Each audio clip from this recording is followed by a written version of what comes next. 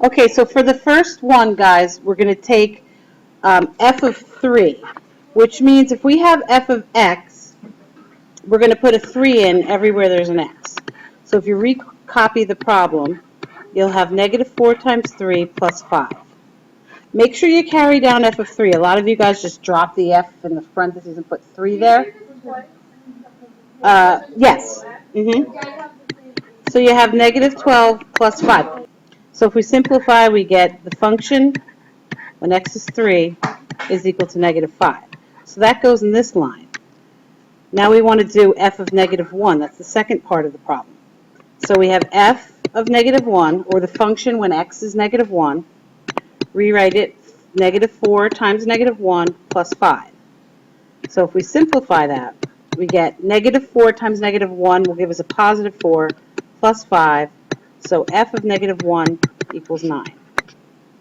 Okay, for number 2, we're going to use the same f of 3 and f of negative 1. So if we do f of 3 first, the function when x is 3 is 7 minus 7 times 3. So that'll give us 7 minus 21, which will give us a negative 14.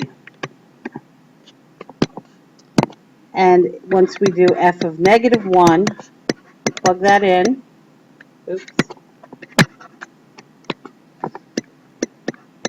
Now be careful with your signs here now. You'll have 7 times, minus 7 times negative 1, which will be positive 7. So your answer to this one is 14, positive 14. All right, number 3, we're just going to write the equation of the line given the slope and the y-intercept. Remember, standard form of a linear equation is y equals mx plus b. M is my slope, and b is my y-intercept. That means where my line crosses the y-axis. So in this case, this is my m and this is my b. So if we put it into y equals mx plus b form, y will stay as y. We're going to plug negative 3/5 up here for m, x, and our y-intercept is negative 6. So you can just write minus 6. If you write plus negative 6, that's okay also. Number 4, my slope is negative 2, which means my m is negative 2. My y-intercept is negative 8, which is my b. So I rewrite it as y equals, I'll put negative 2 in for m. So negative 2x. Again, it's negative, so I'm just going to make it minus 8. Okay, number 5, write an equation of the line shown at the right. So remember, since our standard form is y equals mx plus b, we need to find what the slope is and what the y-intercept is. The y-intercept is really where you should start because that's kind of the easier one, and it's right here at negative 5. So that means my b is equal to negative 5. Now my slope, we can just count up. Up 1, 2, so that's plus 2. To the right 1, that's another plus 1. So 2 over 1 is 2. Okay? So your equation for the line would be y equals negative 5. Oh, sorry. That's not the slope. 2x, good, minus 5. Okay, number 6 is a real life problem. You're taking a cab in New York City and the rate is a $2 flat fee and 45 cents per mile.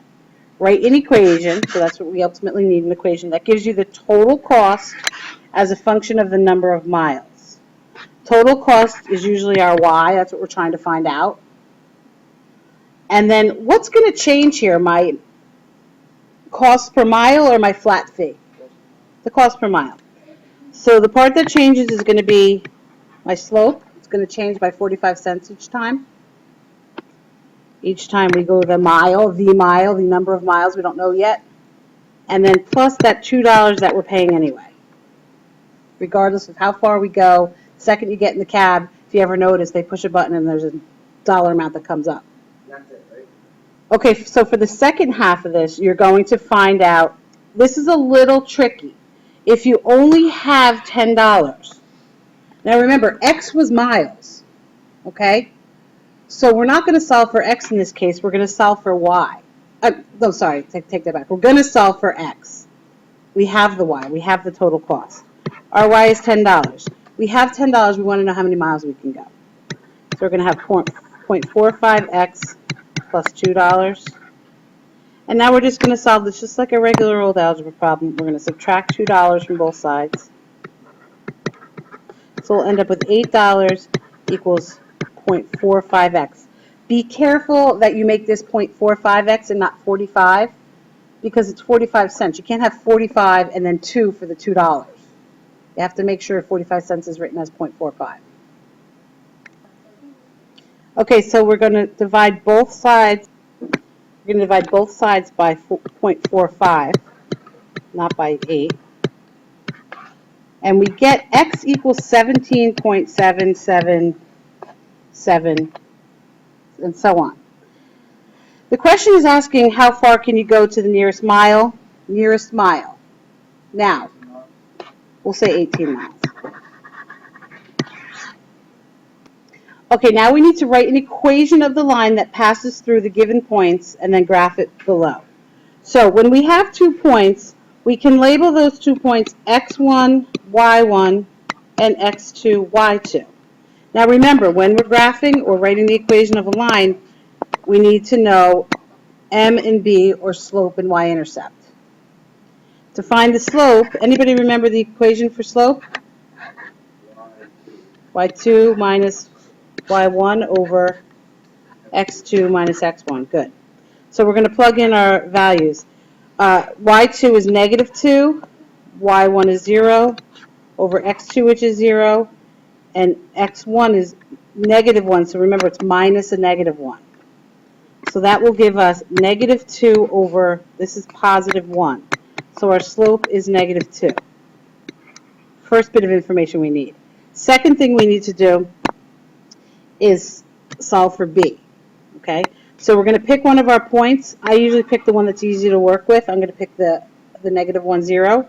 So my y value is 0. My m is negative 2. My x is negative 1 plus b. Remember, b is what we're solving for.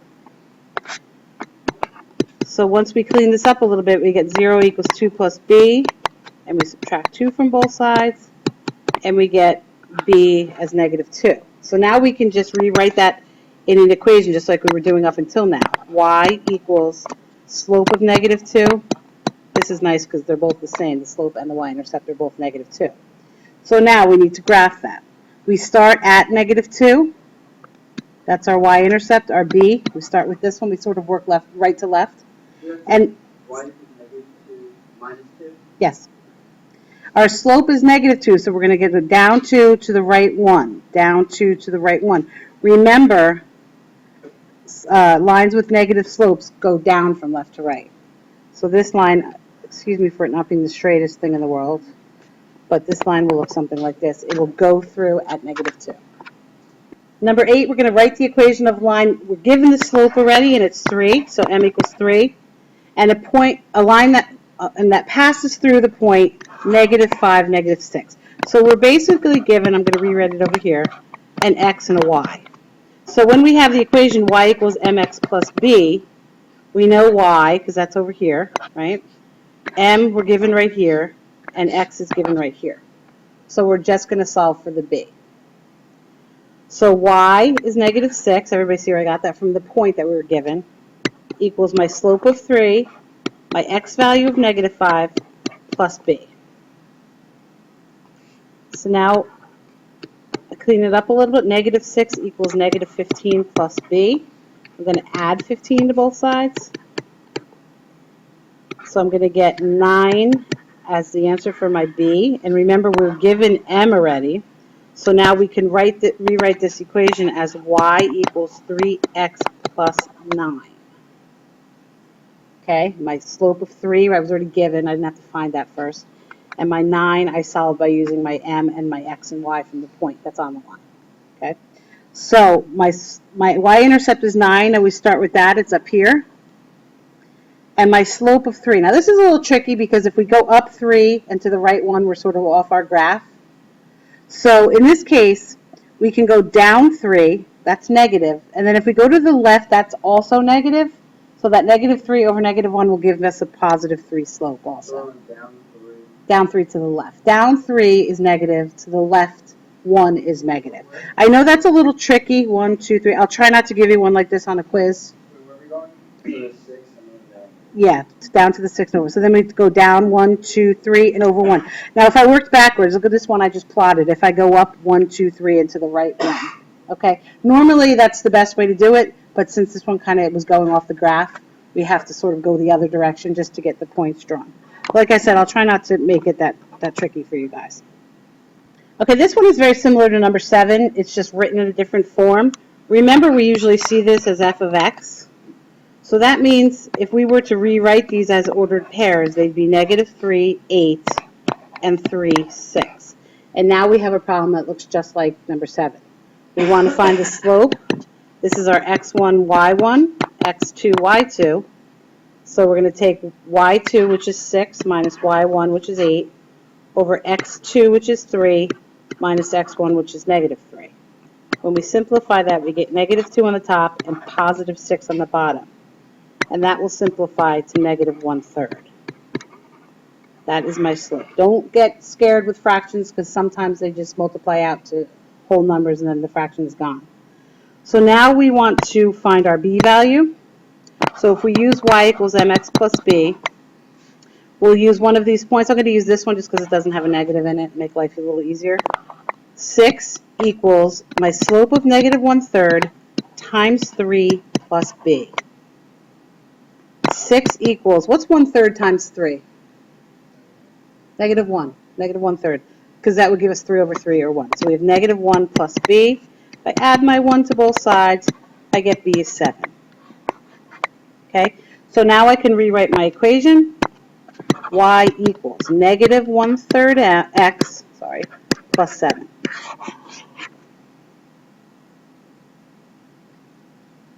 The extra credit I'm going to go through.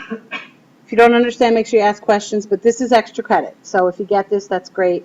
If it completely confuses you, don't make sure you just concentrate on studying what's going to be on the quiz. The number of chirps made by a snowy tree cricket is related to the temperature of its surrounding. At 64 degrees, the chirp is 116 times. At 80 degrees, it's 164. Write a linear equation that could represent the data. Okay, that sounds like, oh my goodness, how am I going to start? Well, we're going to make ordered pairs. We have 64, 116, and we have 80, 164. Okay, if we want to know the chirps when it's 90 degrees, first we're going to find the slope. 164 minus 116 over 80 minus 64. So we'll get 48 divided by 16, which is 3. So my slope is 3. Okay. If I take one of those points and plug in to find my y-intercept, we'll do y equals mx plus b. I'll take this point, 164 equals 80 times 3 plus b.